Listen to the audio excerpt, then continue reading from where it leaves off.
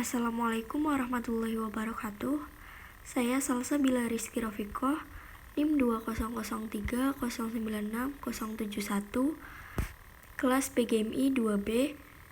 Pada video kali ini saya akan mempresentasikan materi mengenai sastra anak, mata kuliah Bahasa dan Sastra Indonesia. Pengertian sastra anak. Menurut Puryanto, sastra anak adalah karya sastra yang secara khusus dapat dipahami oleh anak-anak dan berisi tentang dunia yang akrab dengan anak-anak, yaitu anak yang berusia antara 3-12 tahun. Ciri-ciri sastra anak. Yang pertama, tokoh yang terlibat dalam cerita diperkenalkan terlebih dahulu.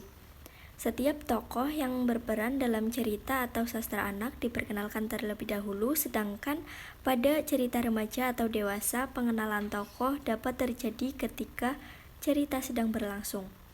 Yang kedua, dalam penceritaan selalu dibarengi dengan gambar. Untuk sastra anak-anak, penceritaan diperkuat dengan gambar. Tujuan dari iringan gambar pada penceritaan adalah untuk memperkuat penceritaan sehingga anak-anak lebih mudah memahami cerita. Selain itu, kehadiran gambar adalah salah satu sarana untuk menarik perhatian. Yang ketiga, menggunakan bahasa yang sederhana dan mudah dipahami.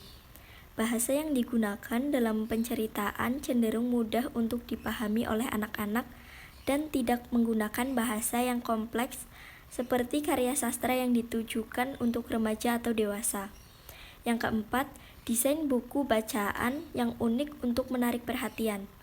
Desain buku untuk anak-anak cenderung berbeda dengan buku-buku remaja. Buku anak lebih menggunakan desain yang berbeda seperti bentuk yang menyerupai buah-buahan atau dengan kombinasi warna yang menarik perhatian. Yang kelima, penceritaan cenderung terkait dengan kehidupan anak, seperti keluarga, teman, guru, dan lain-lain.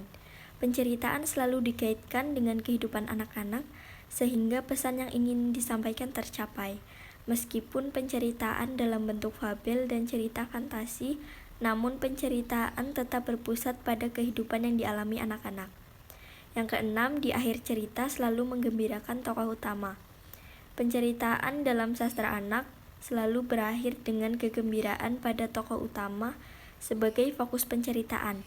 Tidak hanya tokoh utama, tokoh antagonis dalam penceritaan pun selalu berakhir dengan sadar dan berubah dengan sifat baik. Yang ketujuh, dikaitkan dengan psikologi perkembangan anak atau operasional konkret. Penceritaan, penggambaran, latar, dan lain-lain selalu dikaitkan dengan psikologi anak yang hanya dapat memahami sesuatu yang bersifat konkret. Selanjutnya, jenis-jenis sastra anak. Yang pertama, realisme. Peristiwa di dalam cerita ini logis dan masuk akal. Akan tetapi, cerita ini bisa saja ada dan benar-benar, bisa juga tidak. Ada beberapa cerita yang dapat dikategorikan realisme, meskipun terjadi adanya tumpang tindih, yakni cerita realistik, realisme binatang, realisme historis, dan cerita olahraga. Yang kedua, fiksi formula. Genre ini memiliki pola-pola tertentu sehingga berbeda dari yang lain. Walaupun hal itu tidak mengurangi orisinalitas cerita yang dikreasikan oleh penulis, keadaan itu mau tidak mau merupakan sesuatu yang bersifat membatasi. Jenis sastra anak yang dapat dikategorikan ke dalam fiksi formula adalah cerita misteri dan detektif, cerita romantis, dan novel serial. Yang ketiga, fantasi. Cerita fantasi adalah cerita yang tidak nyata.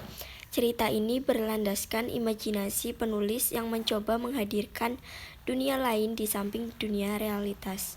Jenis sastra anak yang dapat dikategorikan fantasi adalah cerita fantasi, fantasi tingkat tinggi, dan fiksi sains. Yang keempat, sastra tradisional. Kata tradisional di sini menunjukkan bahwa cerita ini didapat secara turun-temurun dan tidak diketahui secara jelas siapa penulis atau pencipta cerita tersebut. Cerita ini hanya disampaikan dari lisan ke lisan secara turun-temurun dan tidak diketahui awal mulanya. Cerita ini banyak ditemukan di masyarakat, bahkan cerita-cerita tersebut juga dibukukan agar tidak hilang dan terlupakan, karena memiliki nilai yang bermakna. Beberapa cerita yang dapat dikategorikan sastra tradisional adalah fabel, dongeng rakyat, mitologi atau mitos, legenda, dan epos. Yang kelima, puisi. Puisi adalah suatu bentuk sastra yang memiliki pendayagunaan berbagai unsur bahasa untuk mencapai aspek keindahan.